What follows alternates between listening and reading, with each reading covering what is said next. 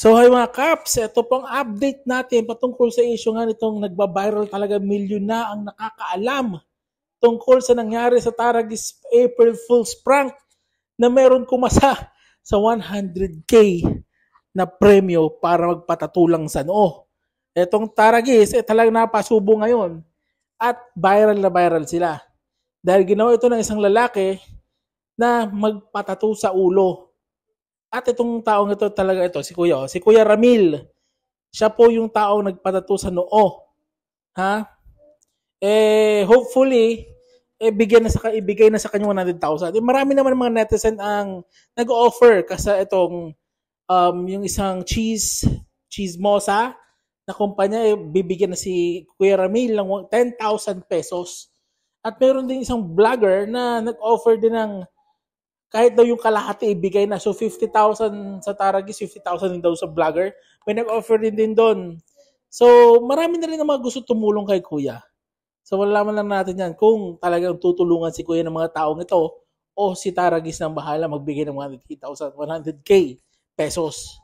Tingin ko mas malaki pa sa 100K makukuha ni Kuya kasi yung 100K if ever ibigay ng Taragis, meron pa mga netizen na concern na gusto rin bigyan si Kuya ng pera.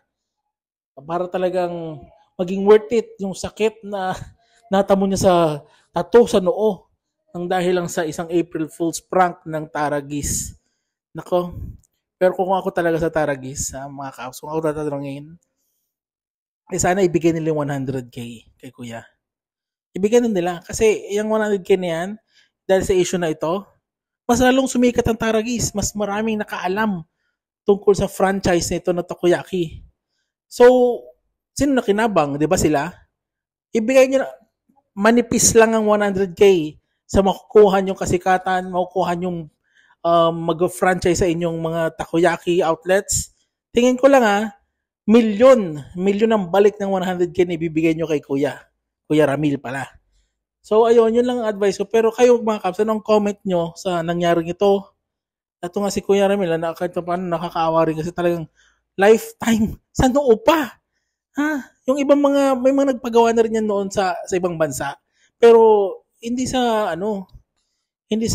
Pero actually meron din yung KRUD, parang radio station yun sa Amerika, meron din ganun na nag-viral. Pinatato na korte. Nanalo yung nagpatato sa noo ng $510,000. Yun ang napalalo na nun. 510,000. 510K dollars. So sana ibigay ang 100K ng Taragis kay Kuya Ramil. Yun lang po. Tingnan natin kung ano magiging desisyon ng Taragis sa mga susunod na oras. Tingin ko magre-react na to. Dahil viral na talaga sila.